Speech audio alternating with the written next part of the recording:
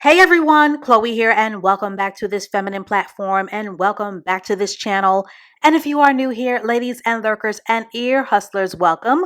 So, I wanted to have a womanhood conversation about what is pretty much on everyone's mind, which is the now confirmed Meagan Good and Jonathan Majors cough Operation Save a Negro cough romantic relationship. And before you take an Uber Black to the comments, I know you're itching to say the worst and the most nastiest and the most offensive and the most echo chamber cliche thing that you can think of. But I wanted to share my deeper dive thoughts on this Captain Obvious PR stunt because there are obviously some things about Jonathan's character that are highly questionable as it pertains to his temper, as the facts are. He is currently being charged with, out of all things, domestic violence and his industry reputation as an abuser. And as a man who cannot control his temper or keep his hands to himself, has virtually destroyed the potential of his once promising career, and the damage may be permanently done. And yes, he is a damn good actor, which sadly makes his current downfall kind of tragic.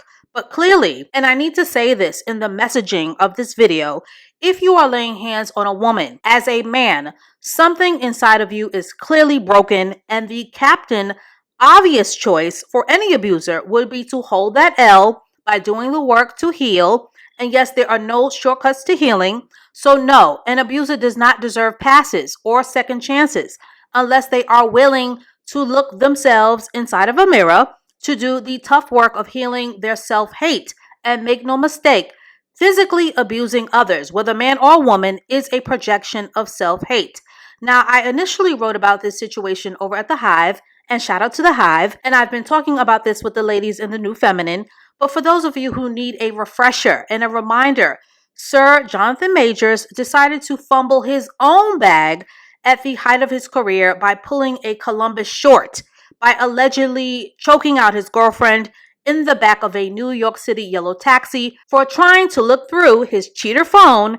And as it stands in the court of public opinion, which is the strongest of influences in the court of public opinion, domestic disputes that involve words like strangulation are already grounds for a maligned reputation, especially in a time and in an era of Me Too, with men losing their careers left and right for abusing their power and for mistreating women. But an alleged interracial dispute, stick a fork in it, done. And because Jonathan Majors has a public history of playing in the snow, which will always be a lightning rod issue for many Black women, not all, but many Black women, again, not all, are very vicious in their stance when it comes to race loyalty in terms of public perception. Now, personally, I refuse to lose precious sleep, and I refuse to make myself sick over anyone's dating and or marriage choices, because fighting people over who they love or why they love them is a losing game. So I'm personally of the mind that a Black man can date whomever he pleases, so as long as he doesn't bash us with his mouth, just like a Black woman can date whomever she pleases.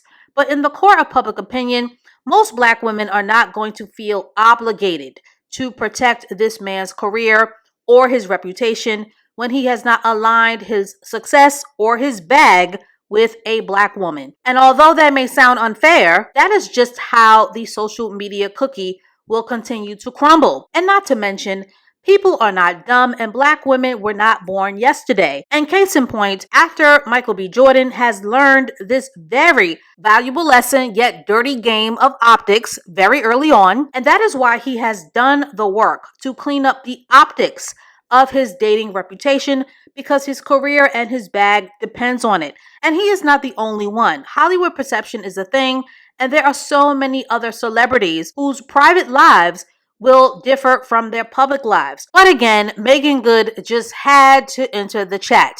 And sidebar, and for house cleaning purposes, I just want to say that I find it highly offensive that if the woman in question that was being abused by Jonathan was a Black woman, that his career could be saved, because it implies that it is okay for a Black woman to be abused while her abuser does not experience the same career-ending consequences. And this toxic protectionism mindset is very prevalent in the Black community and is the reason why there are so many toxic Black men and toxica protectionism pygmies, who are also black women who were more than willing to throw Meagan the Stallion under the bus because they inherently feel that she doesn't deserve justice, because her receiving justice means that Tory Lane's career is over. And we've all witnessed the internet's horribly abusive and aggressively cruel bullying behaviors, and it was pretty nasty and disgusting to watch in terms of how it damaged Meagan's mental health and her sense of worth.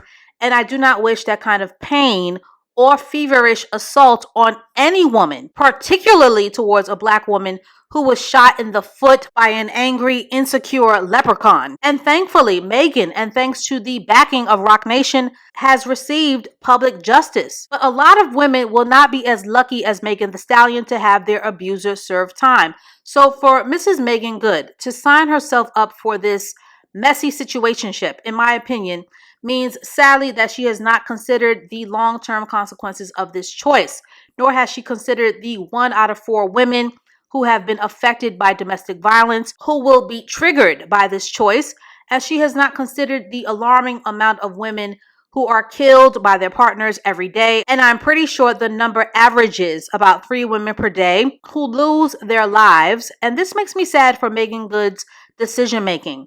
This relationship, in my opinion, is clearly a cleanup on aisle 6, PR stunt in attempts and in a desperation heave-ho to rehab Jonathan's very damaged reputation. And we're all scratching our heads wondering why in Sam's hell would Meagan sign up for this. Common sense would tell you to not even associate with any man of any color who's fresh out of a relationship. 1, because you're sure to be his rebound, and 2, it would especially be kinda not smart to get mixed up with a man who's currently being charged with mollywopping and strangulation. This is pandering 101. Jonathan is 33, Meagan is a beautiful 41, and this crisis management deal is clearly about the optics of being visibly seen with a beautifully seasoned black woman. Now, in Meagan's defense, and hear me out, although she is moving funny style and janky, this is her money bag choice.